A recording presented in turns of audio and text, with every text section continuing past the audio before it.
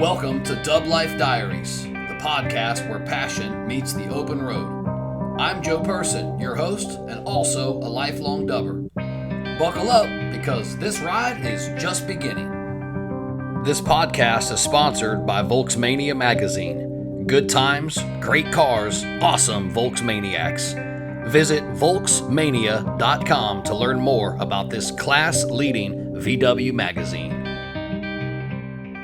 Welcome back to DubLife Diaries. Imagine buying your first Volkswagen, falling so deeply in love with the culture that you eventually end up owning more than 200 of them. And yes, that's not a type error, 200 of them. Now imagine taking that same obsession and turning it into one of the longest running Volkswagen clubs in the Mid-Atlantic, creating artwork seen around the world, inspiring generations of enthusiasts, and somehow balancing it all while raising, are you ready for this?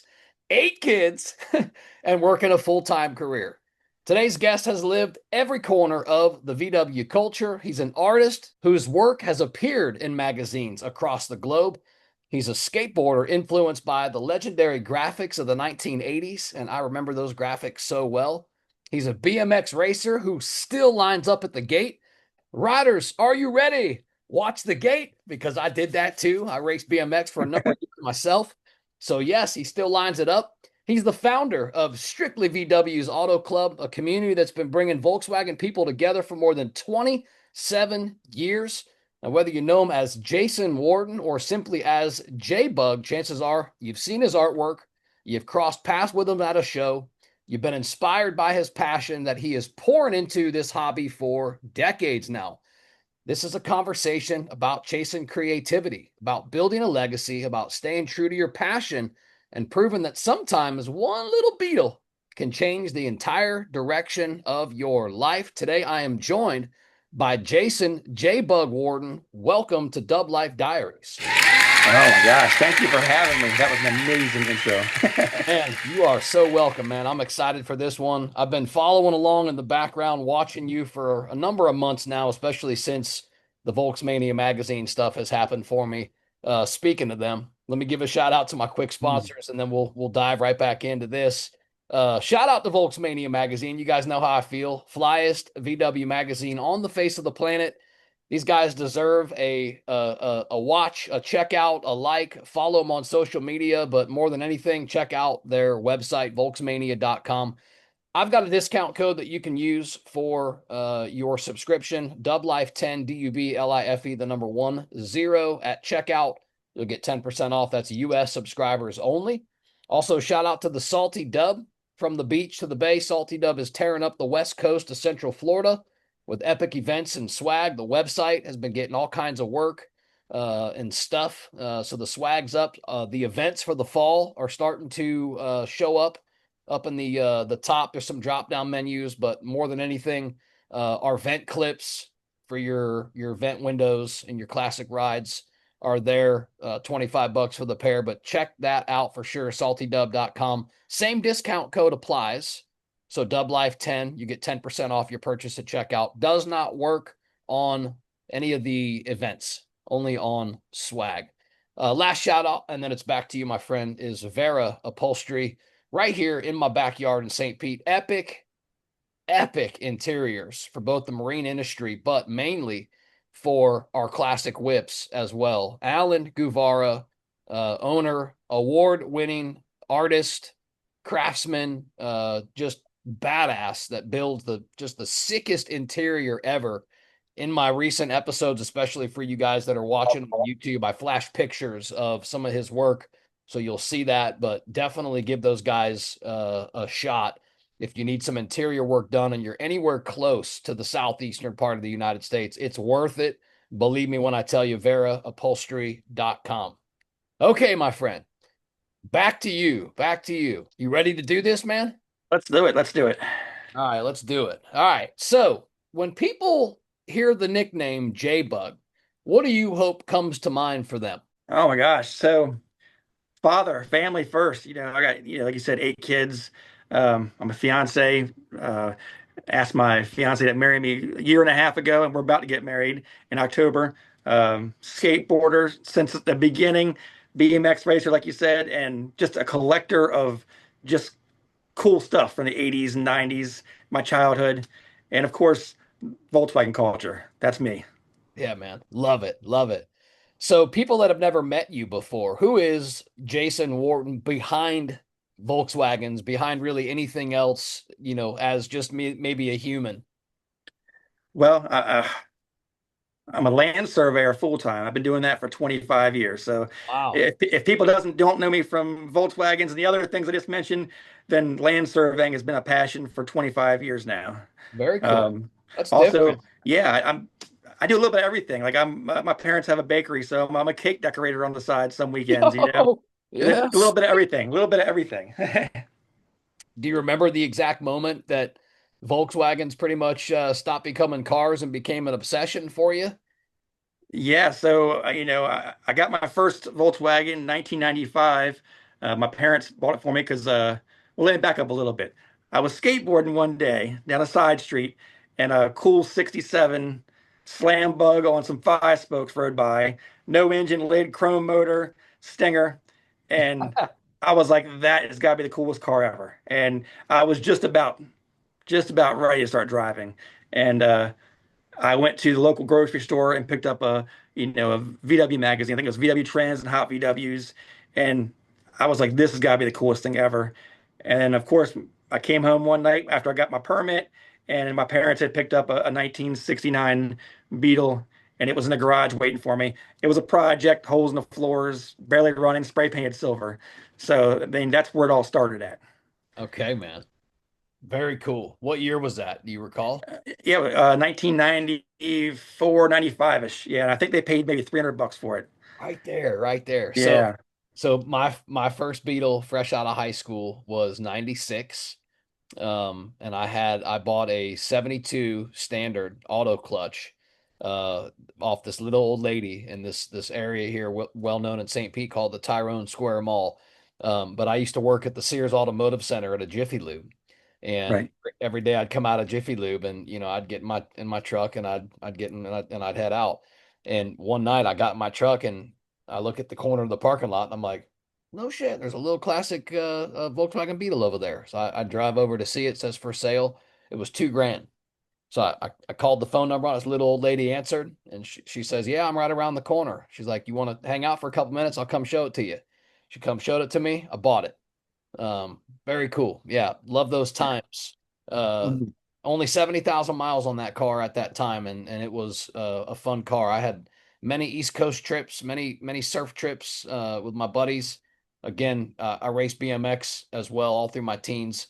So many a times we had BMX bikes crammed all over that roof rack, and just had a great time in that car. But Yeah. yeah, man, good stuff. What for you has kept this kind of obsession alive for now more than 3 decades in your life? Man, it's just to me it's fun. It's enjoyable. I love it. Taking something that might I find it's broken down like a Volkswagen, learning about it and then repairing it and getting it back on the road. There's a good feeling about that, I think. So, saving them. Over time, I mean, this is a lot, brother. You've owned more than 200 of these things now. I mean, at one point, did you realize this probably wasn't a hobby anymore for you, or Yes. So, how that came about. My parents have been real supportive about the whole Volkswagen thing. And so I got my first car with a '69. My father helped me out that he wasn't into cars, wasn't mechanically inclined, but we fixed that first '69 Beetle using hardware store parts. I think the floor pans were aluminum trailer skirting and sheet metal screws and tar, and oh, we, cool, man. yeah, we hand painted that car with like a almost like a Rust-Oleum, brush painted it. It was so to me it was great though. It was cool. It was a good time spent. And then from there, we were riding down the street one day and somebody had one in their driveway, and we asked about it. He's like, "Sure, take that for $50 if you want it." So we went and got it. We pulled it back home. It was a '72 Super Beetle. And then I think from there, our parents were just real supportive about it. We drive around the weekends and see one in the driveway and go talk to somebody about it just to get their story about it. And it would end up coming home with us somehow. And I'm 17. My parents got, a beautiful house with a circle driveway, and there's 7 Volkswagens out back because on the weekends I'm grabbing them and picking them up. And me and my buddy Jim Lether were under them all night long, fixing them, repairing them, and then flipping them, you know. But back then it was you buy them for 300 bucks and you made 1,500 bucks when you sold them, and it was like it was wonderful, you know. That was a lot of more money back then. They say the apple don't fall too far from the tree. Hey guys, this is his driveway behind me. All Yeah, right. that's current. That's today. Awesome, man. So you're talking about your parents. I'm interested to hear a little bit about your kind of your upbringing. What was your childhood really like growing up in Maryland? So Maryland, the side of Maryland we're from is kind of beach town. We're about 20 minutes from Ocean City, Maryland, like a tourist area. But Maryland Eastern Shore is very slow paced, 4-lane highways. There's probably still dirt roads, a lot of farmland. Um, Skate culture was big time. When we were younger, Ocean City was a hot spot for that. Um, yeah, so I mean, it was just a really cool place to grow up. Cool. Now your family, from what I saw in your background and your past, your family had a very strong, creative background. I remember seeing something about your grandfather having that sign painting company. Tell me how that influenced you as a young kid. Absolutely. So yeah, he had Casper Sign Studios. I'm not sure when it started, but he hand painted signs and fire trucks and truck lettering and storefronts probably up till the 80s when vinyl machines came in. And when vinyl machines came in, a lot of painters retired. But that's where I built my first Volkswagen was in his sign painting shop because it was huge. You could fit a fire engine in there, you know. And Right. I just remember smelling that the paint smells and the thinners and the paintbrushes and all the signs hanging on the walls, you know. So that stuck with me, you know, to this day. Yeah, super cool. What about your parents? What lessons did your parents kind of, I guess, maybe teach you or influence or have influence over you that really still shape who you are today? So yeah, my parents are workaholics just like me. So growing up, they've had catering companies, cleaning companies, a limousine company at one point, and then they had like a beer, wine, and deli and turned it into a bakery. So I mean, the ideas were rolling. So that kind of stuck to me now. I'm doing the same thing, you know, with all my hobbies and Sure. jobs, but they've always been supportive. If there's anything I ever needed or wanted to try, they've always been behind me pushing, like, let's do it. What do you need? So they've been great. Hustlers, man. Hustlers. Yeah, that sounds Yeah. awesome and Yeah. and good and influenced it in you too. And that's awesome. Uh Jack of all trades, probably master of most of them. Right. Right. Yeah, love it, love it, love it. So skateboarding was big for you in your youth and your childhood. You discovered skateboarding graphics even before Volkswagens. What Mhm. was it about skateboarding graphics that really, stuck out to you, really grabbed your attention? Yeah, so I have an older brother and a younger brother. My older brother, Yancey, is 8 years older than I am, and he got into skateboarding. And I just remember I was probably 7 years old, and there was a Thrasher magazine, you know, sitting in his bedroom, and I'm like, I'll check this out.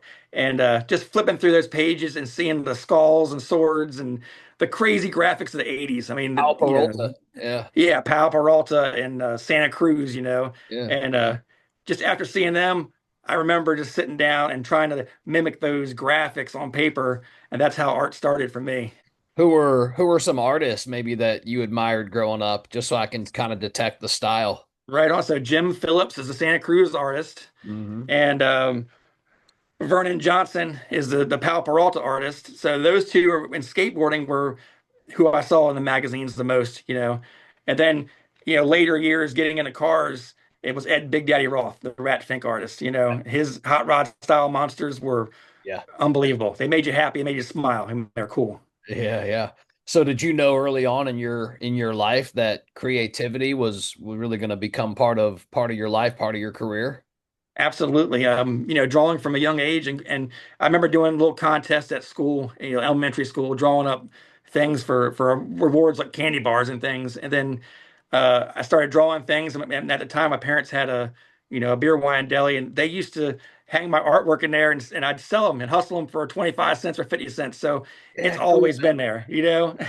Super cool, man.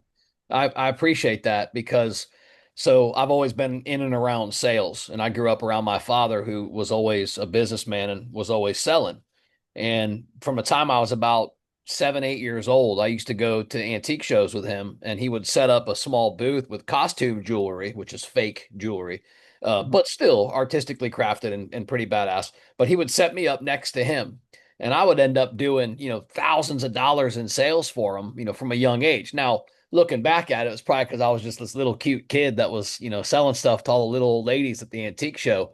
But it gave me this hustler nature, and for my whole entire life I've told stories about that, because I listened to the way that my dad captivated people, the way he told stories, and the way that he forced relationship on people over products, right? It was always Mhm. about connection and relationships, and throughout my career, all doing sales, I became a sales trainer, and for the last 15 years I've taught a class, and I've traveled the country, and I basically teach sales and relationships, right? And I Right. always tell stories about how I grew up like that. So it's interesting to me always that what we're around and how we're influenced, how it ends up becoming us. Yeah, absolutely. I use all those skills today, and even land surveying or whatever it is, art, just talking to people. At one time, crazy for a couple years there, I wanted to sell baseball cards. I thought that was the coolest thing ever. And this was probably mid 90s. That was a big thing. And he bought me jewelry cases. I put them in his, the deli and sold them out of there. So it's always been pushing, learning business. Yeah, it's cool though, man, that he gave you that outlet. Yeah. Let's go back to the to Volkswagen for a second. I want to touch on your first Beetle. I know we briefly touched on it, but and I know you said you restored a lot of it with Dad, but how important was it to you at the time that you kind of had this father son project? Looking back now today as a grown man with your own kids, Yeah, um, yeah, and definitely it made me respect it, because the car that they bought me was not a running driving car. It was just pretty much a shell and a project. And my dad's like, if you put this together and learn about it, you'll be able to repair it, and you'll respect the car. I mean, you're not just going to jump in something that's already running and driving. And I appreciate that. I mean, that's amazing. it's life lessons, Yeah, straight. life lessons, life lessons. Yeah. Yeah, yeah. He brought you to your first car show or your first Volkswagen show back in the day, right? Yeah, so Yeah, tell me about after I had that first bug, I didn't know a lot of people yet. I didn't know there was a bunch of Volkswagen people out there, except for in the magazines, and magazines in the 90s, a Generation X and back, magazines then were our social media. You know what I mean? everything. Yeah, bro. Everything. If you wanted to know how to work on something, you had to wait till the next month came out or go through back issues or what's the trending thing right now or what the cars look like. Right. And Bug Out and a Manassas kept popping up in there. And it was only 3.5 hours from us. Dreams, looking at that, like I'd love to go to that car show. And I remember my parents saying, like, you know what, you're into this. Let's go. Let's go check it out. They'd never been to a car show like that. Let's go spend the weekend and check out this show. So And cool. oh my God, we'd made the trip, and I remember pulling up in the parking lot, which was on the other side of the highway from the show, and just seeing people carrying fenders and parts out of the show. And then the parking lot had just as many cars, Volkswagens out than it did in. So just pulling up there, I was like, there's people like me. This is amazing. I can't believe this. Yeah, But then awesome. going into the show, and they had slalom and drag racing and water cooled, air cooled spots in there and vendors and just going in there and seeing the cars that I've seen in magazines before having features. It was like seeing a movie star. And that just stuck with me. And I think that show, I started going to that show in 95. And so the track is Old Dominion in Manassas. It closed probably 5 to 8 years ago, and it's now a townhouse community. So that Oh, show is done. okay. So that one hurt. Was there, a car that you might remember that really, changed it all for you, or that you were, you said it's like seeing a celebrity. Was there any one that you really remember that stood out? There was a few of them in there, but the one that I saw in the magazines, and it was a trends car. It was a yellow and white oval, lowered, and just very retro custom. I mean, it looked great, and I just remember going in the show, and this thing had carpet under it with the mirrors, and they had the wheel taken off with the chrome drums, and Yeah, yeah, just yeah. after seeing it so many issues, and then seeing it in person, it was like That's crazy. Yeah, that's the car. So cool, man. My first was Bug Jam down here, which is a big show. You know, there's still 900 cars. It still goes on. A matter of fact, these guys were at the last one. They come from all over the southeast and come down there. It's a great show, but 96, 95, the year actually before I bought my Beetle, I was already into them. I was already into Volkswagens. I loved them, and I was looking for one, right? So I go to Bug Jam for the first time, and just like you, similar experience. I'm like, dude, there's a lot of people that are into this, and there was Mhm. cars everywhere. And like you said, wheels taken off and the mirrors set up everywhere, and they're on, big blankets, and people are set up. It's like, lowrider culture was really big back then. So a lot of mini trucks, etc. My brothers, I have two older brothers that were into and stuff. So I kind of wanted to find my own lane, and man, I Yeah. sure did with Volkswagens for sure. But I want to talk about these 200 plus cars, that you've had or you've had and sold or flipped, or Mhm. as the story goes. I kind of heard about how somebody accumulates that many. You had support, and Yeah. back then cars were $50, $100, right? So Mhm. that's the how. But what I really want to hear is, now that we know so much about them and we can identify, what were some of like the most rarest, cars that you accumulated over time, or maybe some of the most memorable vehicles that you did at one point own? Okay, so yeah, I think probably the third or fourth car I picked up. We were going through an advertisement local here, and this was in the 90s, and up near the beach. The first car, like I said, it was probably the fourth car we picked up was a $300 57 oval. Oh my And God, dude. yeah, and I remember looking at it, I'm looking at my parents being like, "This is a good deal. Like we should go look at this." And we drove there. It had buried itself up to the lug nuts, and Wow. but it was all there, and it was $300. That's probably one of the best deals. Looking back now, I wish I still had that car because I picked that car up and we drug it to high school, and the Votech teacher that did welding was like, "Hey, bring it in here. We'll put pans and heater channels in it. You can learn about that." So Wow. that was a great car, man. Yeah, man. I bet. Any stand out that you regret selling the most? Oh gosh, after you drive them for a while, I regret selling a lot of them. I mean, I've had five or six ovals. I've had a couple 67s, and they're always a fun car. I've had a fun year.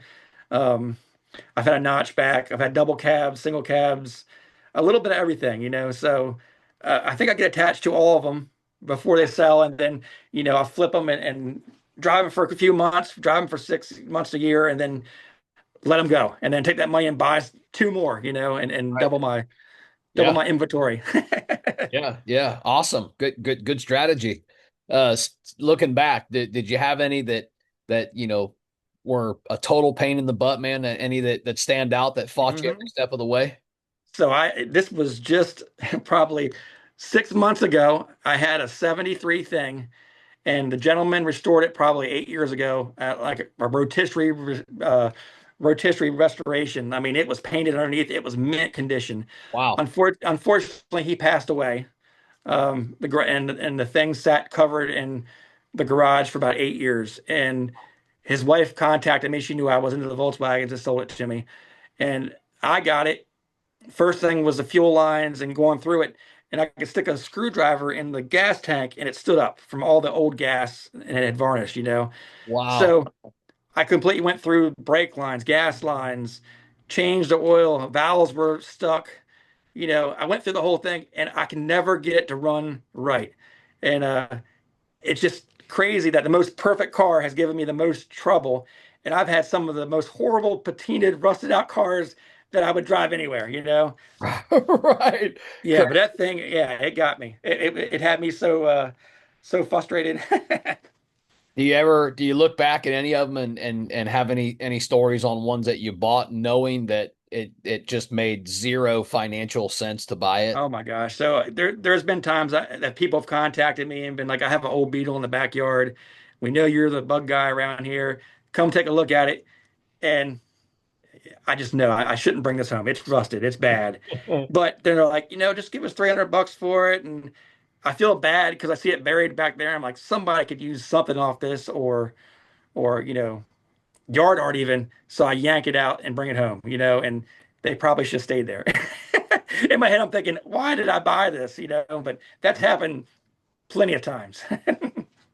Let's talk about the market because, just even saying, buying a car for 50 or 100 or 300 or even $1,000, Oh my God, it's I mean, unbelievable, even the 2000 that I paid for one in 96 is dirt cheap next to what they are, now. But yeah, man, give me your take. How's the market changed since the night? So yeah, so that's one of the biggest reasons I got into Volkswagens was a JC Whitney catalog, and you could go in there and you had to fill out a paper in the back for what you wanted and send a check in. But things were so cheap back there in those catalogs throughout all the companies, and then everybody seemed to have parts in the garage. Um, Cars were cheap, parts were cheap. But now it just seems like it's all getting a little scarce. They're getting a little more collectible. Yeah. You start watching these big car auctions. There's buses going for $100,000, and then everybody that's got a bus thinks that their buses are worth $100,000. You Right. know, yeah. So the prices are definitely going up. Yeah, yeah, crazy. Yeah, the barn door 21 windows in the Barrett Jackson. I saw one go for north of 200K. Yeah.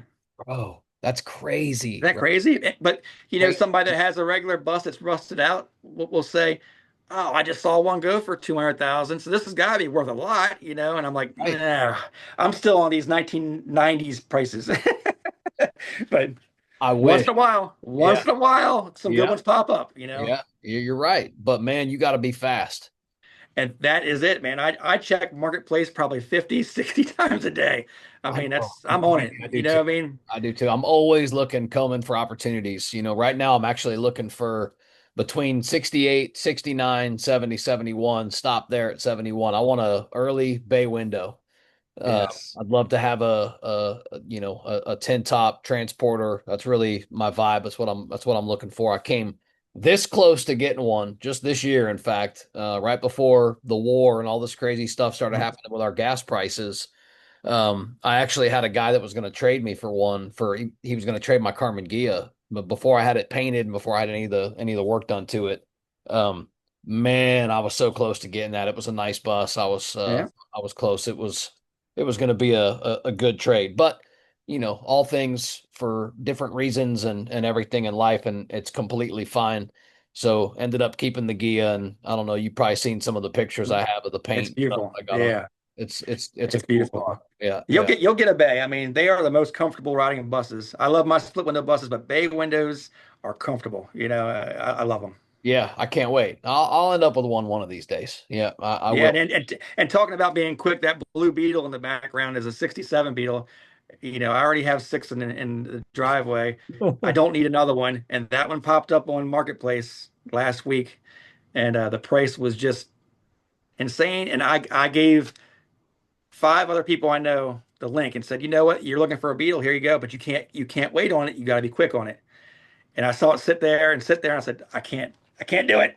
Yeah, So I yeah, wrote the yeah, guy, I'm like, yeah, look, if nobody's picking this car up, let me know and I'll be right over. And he yeah. said, well, somebody is ahead of you, and I'll let you know. So I figured it was long gone. The next morning, he hit me up and said the guy passed on it. I'll send you more pictures and some more information. And I'm like, no, I'll be there in 20 minutes with the tow bar. Like, you just go ahead and get it ready. And of course, I get it home and man, I drove it off the trailer and I look underneath. There's no rust in the pans. The heater channels are good. Wow. And then I got 10 people saying, hey, I'd buy that from you. I wish I'd known it was for sale. Like, no, you got to be quick on this stuff, man. When Yeah, it pops up on Marketplace, you yeah. got to think quick. I am a marketplace fiend. I Yeah. think I probably spend too much time on marketplace. No, I do. Yeah. A lot of people think I'm doom scrolling. I'm not. I'm looking for opportunity on marketplace. Yeah. I don't My, care my about the feed. I'm looking for opportunity. Ari always tells me she doesn't have to worry about me cheating with anybody. She has to worry about me talking to Bill about a '67 Beetle on Yeah, Marketplace. yeah, yeah. Right on, man. Right on. So let's talk about Strictly VW's Auto Club here for a little minute. So Yeah, before so Yeah, before the club, like I guess officially existed, you guys used to pack out Nacho Pete's, I think was your Yeah, so pack out. my first job was at Delmarva Shorebirds, was a minor league baseball stadium, and then I moved into Nacho Pete's, which is a local Mexican restaurant, which it's gone now. Wish it was still there. It was great food. But anyway, I'd already had my Beetle, been to the bug out. I was already hooked, and I talked to the owner and said, "Can we do a little car meet out here?" And he's like, "All cars?" And I'm like, "Nah, just strictly VWs, you know." And he's Yeah, like, "Go for it, you know." And I just wanted to see how many people were in the area. I wanted to meet more people, right. and we did those monthly for 2 years, and we usually averaged 20 to 30 cars. They would come up, and then in 1998, I was like, "This is really going well. We need to start a club." And it's got to be strictly VWs, and that's where the name came from and where it all started at. Cool. You obviously didn't expect it to, obviously grow and now be strong and still going 3 decades later. But how cool is that? Really cool, you know. And again, my parents were supportive of it. My mom actually hand stitched the first banner we had for parades and things, and it's just gotten huge since then. It's been great.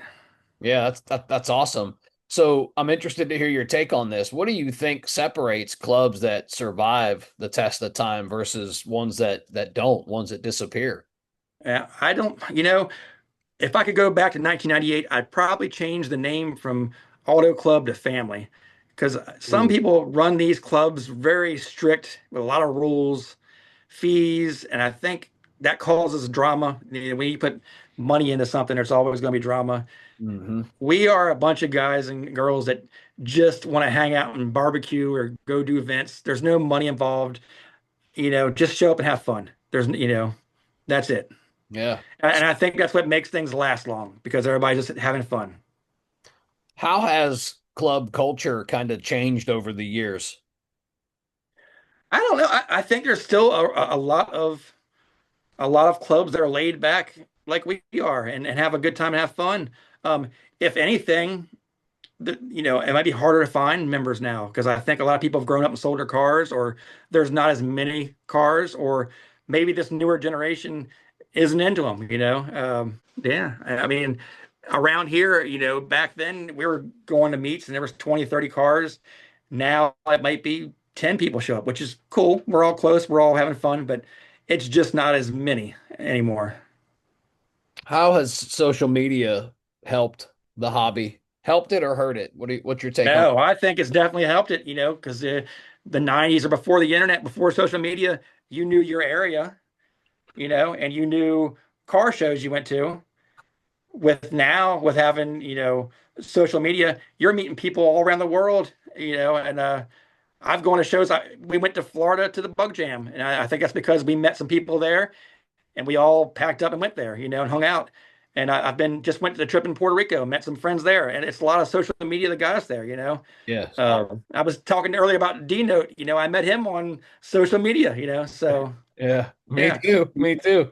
And then he yeah, ended up coming on. What a cool guy, stand up dude. yeah, yeah, Jack Sims as well.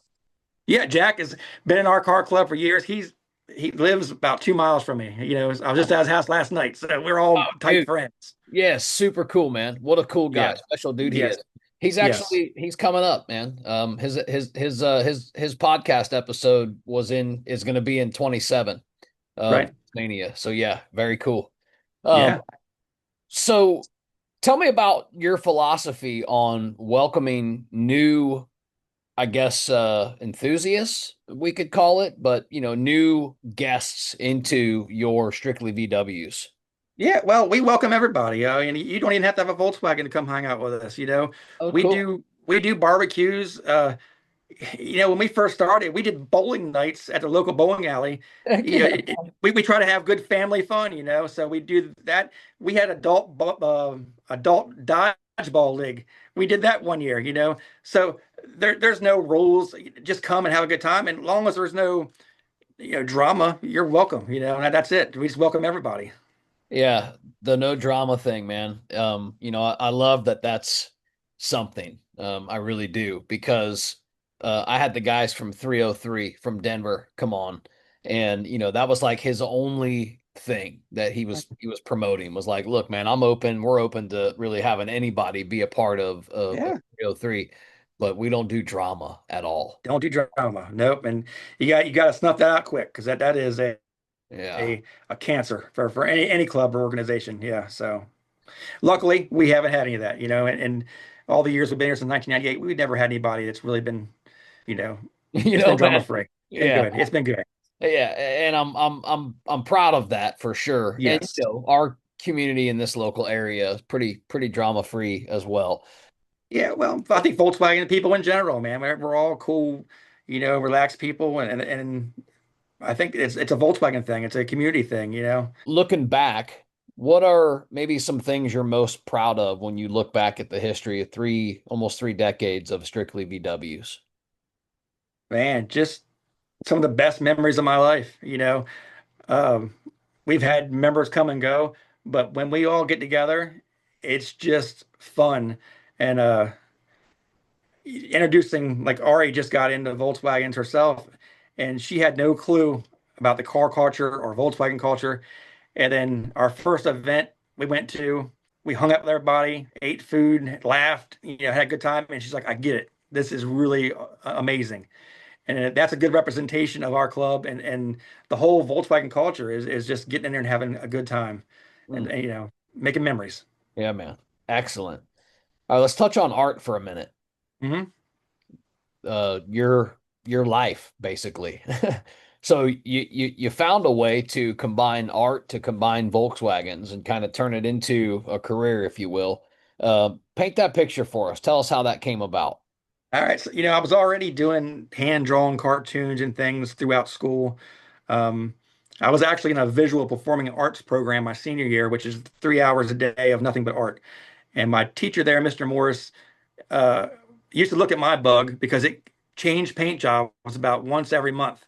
I had flames on it, or I had, painted it two-tone or whatever. And he's like, someday I see it in your future. You're going to be into customizing vehicles somehow because, what we see.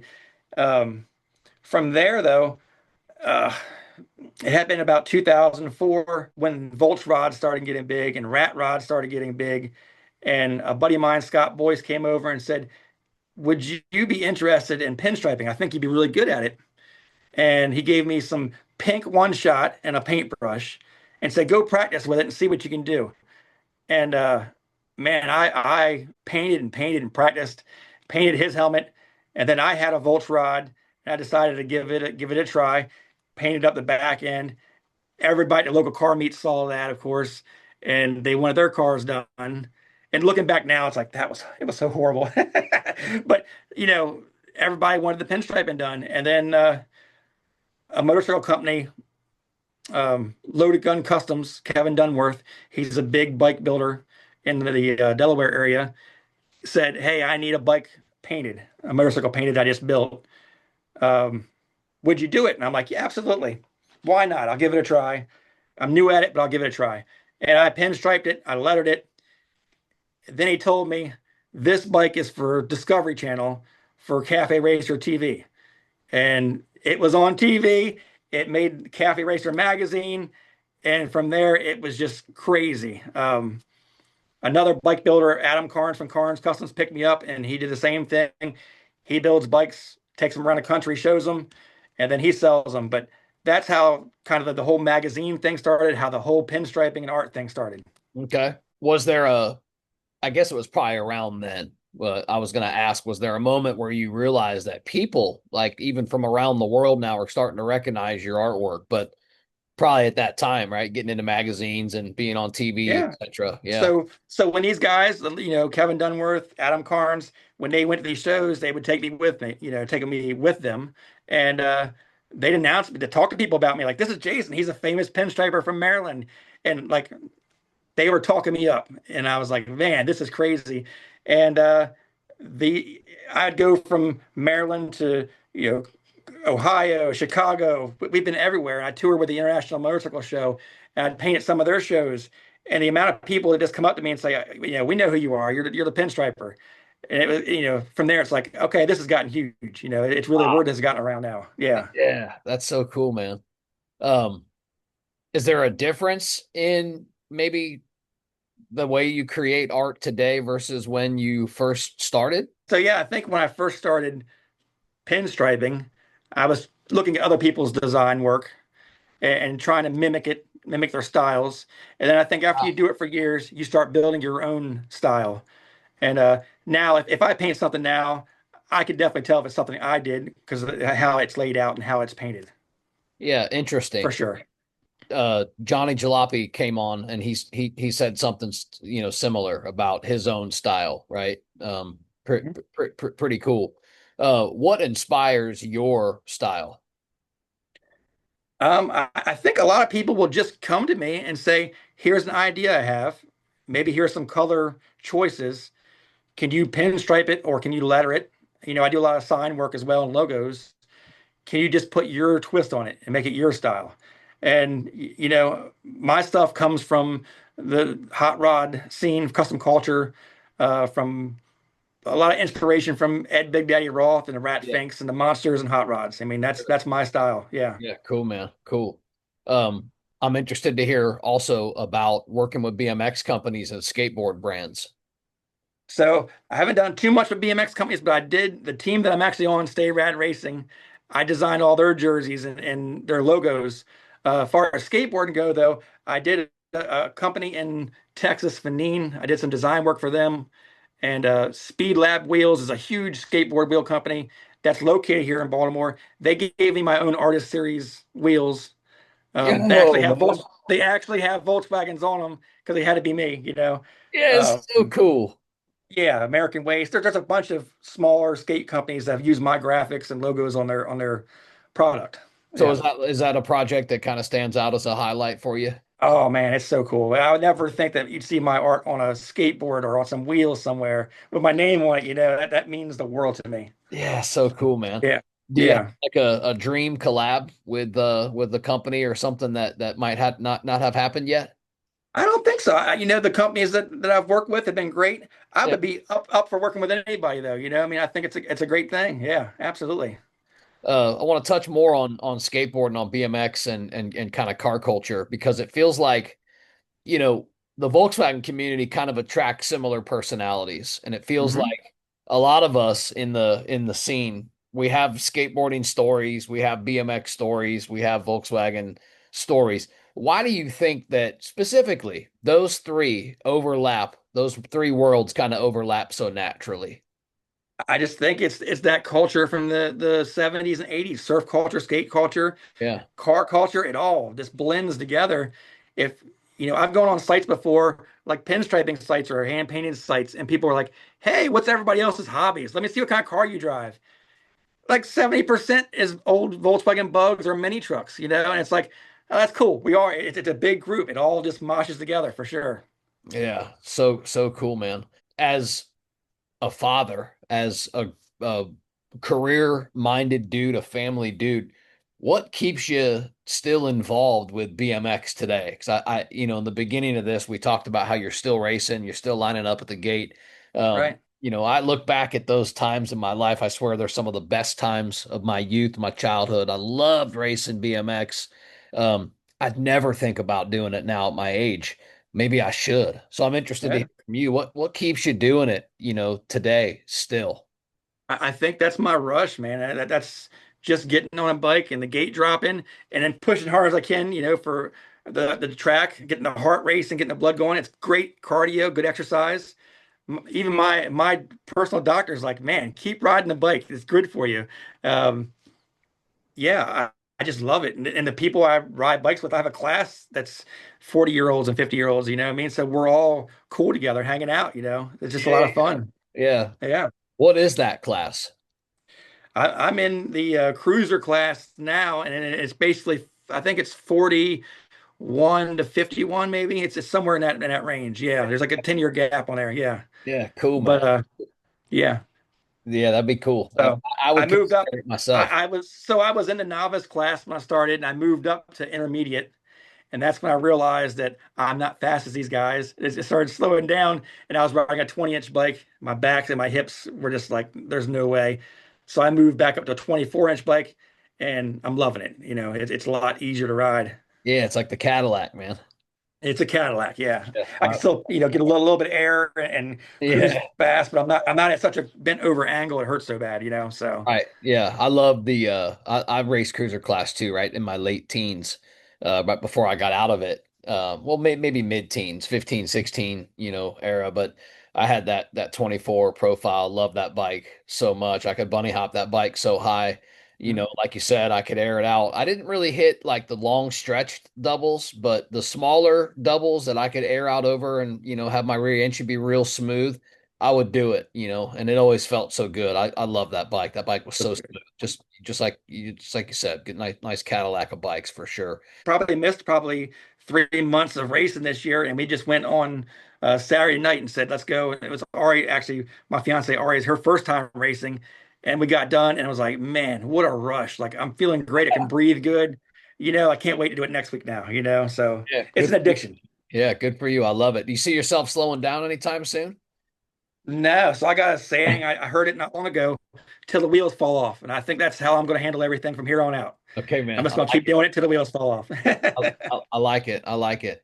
All right, let's talk about life outside the hobbies, for a second. You had mentioned that you've been a land surveyor for 25 years. Let's talk a little bit about that. How do you kind of manage balancing that career with everything else that you do? Yeah, so I'm a land surveyor Monday through Friday, usually, 6 till 4. I use that to my advantage though, because I'm on different job sites every day. I'm seeing people's backyards. I know what they got in their garages.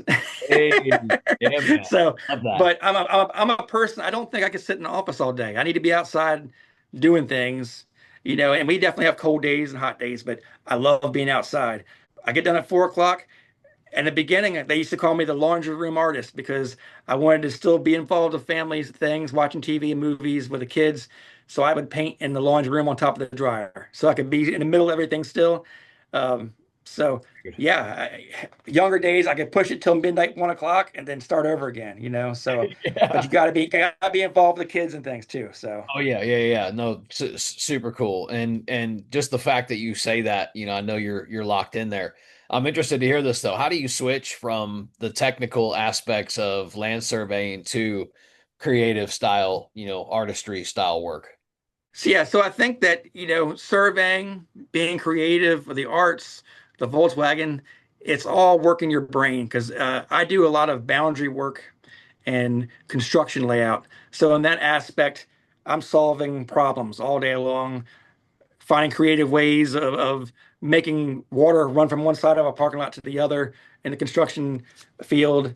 You get home, that same creativity is working towards art and cars as well. Yeah. It's the Interesting. same energy. Yeah. Super cool. Now you're planning a wedding. It's going to be a Volkswagen theme wedding. Um, whose idea was that? Yours or Ari's? Believe it or not, she one day she said, what would be really cool? We should have now she's into it. You tell she's hooked now. Yeah. We should have a VW wedding. And I Yeah. didn't know if she was joking or not. I'm like, are you being serious? And she's like, you want it to be serious? I'm like, yep. If you're good with it, we're going to do it. So she was all about it. So that was definitely her idea. What should people expect for the cruise in? All right, so we gave it a name. It's Pistons and Rings, and it's going to be at Cult Classic Brewing, and that's in Stevensville, Maryland. And it's on October the 24th, and we're going to open it up. There's a whole section to the left of the brewery that has these cool murals on the walls. That's going to be the backdrop. It has a stage, and then we're just going to fill it full of as many Volkswagens as we can. We're inviting all of our friends, our family, anybody can come, and we're just going to have a big party, man. We're going to bring some cakes in. The brewery's going to have food for sale, Oh, it and sounds awesome. it's just going to be fun. We're Yeah. just going to have a good time, man. I think it's going to be great. Yeah, love that. Love that. How is it sharing a passion with somebody that now understands the hobby, understands the passion, understands the community, yeah, talk on that for a second. How's that feel? Yeah, so Ari, when I met her, like I said, she knew nothing about car culture at all. I mean, she thought it was a bunch of old guys hanging out in a parking lot staring at each other's motors, and we went to the first meet, which was at Cult Classic where we're having the wedding at, and it was a Volkswagen meetup that our club and another club across the bridge did. And she's like, "Well, this is really cool." And then we started doing um, other bigger Volkswagen events, and she's like, "I just can't get over the community, how many people are getting together doing this." And unfortunately, last year we had an accident. I was driving my bus down the road. Somebody pulled out in front of us, and I made a sharp left turn to miss them, and I missed them. Unfortunately, Ari hit the door, and the latch came open, and she fell out in the highway and skidded across the road. Oh my Got God, injured pretty bad, broke some bones. Yeah, I dude. mean it was a rough recovery.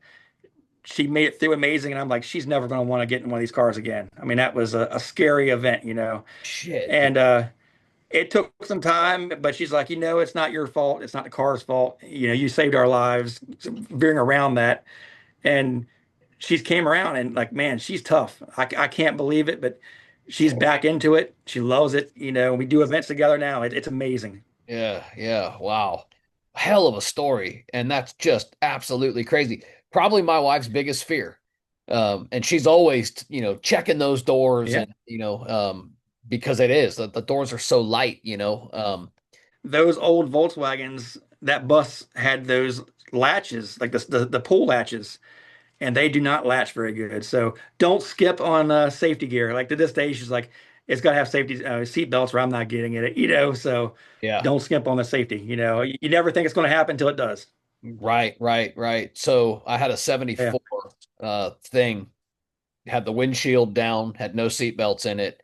My wife and I are coming back from mapping out this Skyway PM cruise and on a November evening just last year. And we're coming back and I go to get on the interstate. And as soon as I go to get to merge into traffic, I'm merging and I go to pull over into the what would be the slow lane on the interstate. And I go to get over and I look over my shoulder right before I jerk the wheel to get into the lane. And I had to jerk the wheel back and like, kind of recover from this dump truck that was barreling down the road that almost just absolutely creamed us and took us out. I was probably doing 40, 45, just getting up to speed. He's probably doing 75. Whoop, whoop, whoop, whoop, whoop, whoop, whoop, whoop, whoop, Oh just my going God. barreling by me. After that night, my wife was like, "Listen, I love you and I love this hobby and I'm glad we have it and we're, doing shows and all that, but I'll never ride in this car again, ever." She's like, "No Yeah. seatbelts, And- no roof. I can't do it." I'm like, "Yeah, I got no, and that's definitely one of the reasons why the thing I just had, other than giving me a bunch of problems, I let it go because it definitely has thin doors. There's no top. It's not a lot of safety in it. I right. love the car, but yeah, we gotta make sure the family's safe. And I just picked her up. She wanted a convertible, and you can see it in the driveway back there, the blue 70 Karmann Ghia. We were at Yeah, Cruise Week, and I bought that for her, and that got her back rolling again. She loves driving that convertible Karmann Ghia. awesome, So man. It's such a cool car. yeah, We've got a 71, yeah, and that's my wife's, and it's just such a cool car. Such a sweet, smooth ride. It's got the auto clutch, so it is kind of, it kind of putts along. It's not really yeah, the racer, but dude, I love it. I love driving it. yeah, putts along point A to point B very, very well. It's such a quiet car because it's so stock that sometimes I'm listening to music in it. I got this big, speaker, Bluetooth speaker.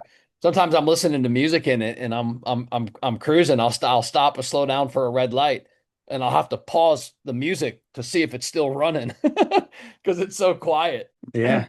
No, but she's amazing, man. And like I say, out of all the hobbies I have and all the stuff I do, she's right next to me, jumping in and kicking butt. So I love her to death. That's amazing. Yeah, that's awesome, man. Now, out of everything in life that you've accomplished, I know one thing that you say you're most proud of is being a father of 8 children. Let's talk about Yeah, that for a yeah. second, man. Yeah, tell me what you're most proud of there. Oh man, just watching them grow up, man. It's amazing. Just watching them grow up into adults. Four of my kids are now out and they have their own houses, they have their own jobs and careers. Wow. And one's about to make me a grandfather, and then I'm the four younger ones are going through it and going through elementary school to high school, and it's watching them grow up, man. It's amazing. And isn't it crazy how fast it happens, man? When we're young, our parents tell us, they warn us, and they say, life happens fast, and really enjoy these moments and etc. And you don't when you're young. But now that I'm older, I'm 49, and I've got five kids myself. I am quite literally, it feels like some of their best years, their baby years, where they were these little babies looking up at dad saying, please hold me. I feel like that was a month ago, 2 months ago, and it's 15, 16, 18 Yeah, years yeah, ago, man. It's just crazy, crazy how fast the time goes. yeah. My mom's, yeah, my mom always said, "Don't blink, because it'll be over before you know it," and she Yeah, was right on with that, man. yeah, yeah, yeah. Heck yeah, man. Let's talk about the future. What's next for you? I'm just gonna keep on doing what I'm doing, man. Collecting Volkswagens and racing and doing, surveying. So I just want to keep on rolling, keep on making art, keep on collecting Volkswagens and putting them back out there and restoring them and saving them and I'm gonna keep racing until the wheels fall off and then just keep going until I can't do anymore. Do you have any projects that you're most excited about, maybe in the near future here? Well, I mean, car wise, I got a 64 single cab right behind you. I've just about got it on the road. I took it for the first ride yesterday and I made it saw around that the post. block. So I'm working out. I saw that post. Yeah, so it went for its first ride yesterday, and we made it. But you know how it is when you first put a car together and you build it, you're waiting for something to go wrong or a noise or a smell or and we made it around, and I got some other things to work out, but that first initial drive, we got it down. Excellent, man. Excellent. Are there, I don't know, is there any accomplishments that you're maybe still looking to accomplish in the Volkswagen world? I just finding, building a better car over and over again, learning more about the cars, building a better car. I think every one that I've done, I've learned something different on it, so that's good. What do you hope Strictly VWs looks like here headed into the future, maybe even, 20, 25 years from now? I hope it looks exactly the same way it does today. Just people smiling and having a good time and getting together and enjoying Volkswagens. Yeah, man. That's awesome. All right, dude, I got some rapid fire questions for you. All right. These are questions that would, in a sense, deserve Okay. kind of a fast response. However, I'm not going to detour you if a story comes, if a story comes to Oh, any of these, dive in, tell it. Rapid fire. You ready? let's go. All right, let's do it. Split window or oval? Man, that's a tough one. I mean, of course, who wouldn't want a no bug? I don't know that we'll ever find one, but I would be just as happy with an oval window. Cow look or German look? I am definitely cow look. I love the 80s cow look style. No chrome, painted wheels, black rubber lowered. So I definitely have to go cow look. Nice. Patina or perfect paint? Nope, I'm definitely a patina. I really think a car that's been weathered and has the dings and dents is much funner to drive, and it definitely has a story, has a lot more character. So I'm definitely a patina on that one. All right.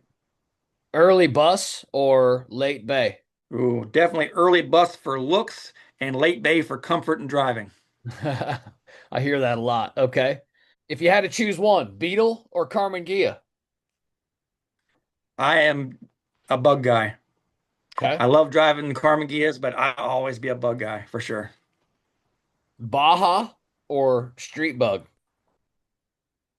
Man, they are both so cool, They but I are. think I'd have to go street bug for sure. Yeah, I love Bajas too. I know. Yeah, I think if I had to choose between the two, a street bug would be it.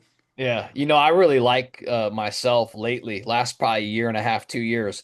I've been just really into Volks rods. I Mm. love I those. love those too, man. Yeah. Yeah. Yeah. All right. Favorite And talking about Bajas, I just watched that Baja movie that just came out, and man, after you watch that movie, you want a Baja so bad. I love Bajas, dude. They are, especially when Yeah. they're done up, proper. Uh, Yes. big front end and just yeah, juicy. Yeah, I love them myself. Um, Favorite decade of Volkswagen history. I would say it's got to be the 60s. The 60s are the best cars came out of the 60s, right? So I think that's a fun time. I would definitely go with the 60s. Okay. Is there a dream Volkswagen that you haven't owned yet? You know what? If I could find a split window, I think that would be amazing. Maybe a split window lowered with some, some wheels on it, and I think that would be a dream Volkswagen for sure. Yeah, man. Cool. Cool for sure. Do you have a favorite skate brand? It's always got to be Pal Peralta. Yeah, yeah. Cool, cool, cool. Yeah, Sure, for sure. Favorite BMX rider? it'd be a tough one, but what's funny is there used to be a pro BMX rider named Jason Wharton out of Arizona, and Hey. every time I go to races, people would come over and be like, "Oh man, are you the same guy that used to race back in the '80s? For Diamondback?" And I'm like, "We're not the same," but that's so funny that that there was somebody with the same name racing. Yeah, so cool. That's cool, man. And Diamondback. Haven't heard that name fuck forever, bro. That's cool. Right? Diamondback. Mongoose. Yeah, Mongoose. Yeah. Yeah. How about a favorite artist? You got a favorite artist? I'd have to say that at the moment it's got to be Ed Big Daddy Roth. Um, I just became a licensed Rat Fink artist last year, and that's it was a big deal. I mean, that was a goal I had for a long time, and I talked to his wife, and we made it happen. So definitely Ed Big Daddy Roth. Cool, man. Super cool. Um, maybe most underrated VW modification. Man, you got to have good seats. My buddy Marcos Figueroa owns Phoenix Upholstery here in Delaware, and he has done my last three Volkswagens. It is unbelievable how much comfortable it is to drive a car that has brand new cushions and interior. I mean, it'll save your back. Yeah, Yeah, well, and it changed the whole look of the car. But as far as like comfort, man, being 46, I've driven some cars with bad seat foam, springs showing through, and yeah. it just hurts getting out, man. So I would definitely say get your seats done. Okay, I like it, dude. That's a great, Yeah. great, great, great one. Yeah, for sure. What's one Volkswagen myth that you'd love to erase forever? Maybe heat, because everybody I talk to is like they have horrible heat, but I haven't really had that bad of a problem with it. As long as your channels are good and your heat hoses are hooked up, I've melted packs of crowns from the kids in the back seat, so I know it works. But everybody I talk to, oh, they never have heat. Dude, I'm the opposite, right? So I'm down here in St. Petersburg, Florida, and all the heat works in my Carmen Ghia. Yeah, And dude, I can't really drive it during the summer because that heat blows so damn well that it's so hot in that thing, and it doesn't have the vent yeah, windows, you can't open it up and right. force the air in. So until Loose Nuts comes up with a windshield for that thing, I'm gonna be sweating it in the summertime when I drive it. Best Uh, windshields ever, man. I had a loose nuts in my last bug, and that they were great windshields. Love them. Yeah, Yeah, yeah, those guys, man, those are super quality. Those guys were just on just a couple weeks ago. man, absolutely. Yeah, great dudes. All right, here's a good one for you. What's one word that describes the Volkswagen community? Man, just happiness. The community is great. Everybody's so positive and welcoming. We just went to Puerto Rico for Volky Fest, and everybody's so welcoming. They didn't know us. We came from Maryland, and we stayed there for the weekend and got shown around and fed and danced, and it was just a great weekend. But that's a good representation of the VW community. Everybody's just so positive and happy. One person in the VW community that you think everybody should know about. Man, there's so many, man. But I tell you what, I'll give you two of them because they've been very big positive influences in VW community this year for me. First one is D Note, living that Volts life over in LA. That's where I Yeah, got man. my change from. But he is a huge positive influence in the VW community, always happy. And Jack and Levette Sims are from my hometown, and same thing. They've always been there for everybody and doing tech days and helping people work on their VWs and posting up VW shows. So those are my two favorites that everybody Awesome. needs to go find. Yeah. Yeah, good, good, good mentions. And both those guys, awesome. They've both been on. What a pleasure to meet them both. As you know, and I've said before, Jack's got his episode coming up here in the next Volksmania. What a Right. fantastic guy and promoter, man. He's, not just, all events and shows and everything that he does inside the community for himself, but anytime he ever can try to get this podcast in front of somebody, he's Hmm. for me. and he's trying to get me guests, and what a great guy, man. So He works hard for the VW community, man. He always has. Yeah. yeah, man, he really does, and it shows. But yeah, great dude. So I appreciate that for sure. Yeah. So when it's all said and done, what legacy do you hope that JBug leaves behind in this Volkswagen scene? Man, I just want people to say, damn, J-Bug he was kind to everybody, welcome to everybody, and super positive. I try to have that positive mental attitude on everything, and I hope that's what I leave behind. Good Yeah. father and just loves life and loves everybody. And that's a wrap for this episode of DubLife Diaries. Thanks for riding along with us and diving into these incredible stories of the people in the dubs that drive their dreams. If you love today's episode, don't forget to subscribe or hit that follow button so you never miss an adventure. Do you have a story to tell or know somebody else who's living the dub life? Awesome! Reach out to us. You can find us on all socials at DubLife Diaries, or shoot me an email. I'm not hard to find. DubLifeDiaries@gmail.com. Until next time, keep the engines humming and the wheels turning, and always follow the road that inspires you. This is Joe Person. I'm signing off. I'll catch you on the next ride.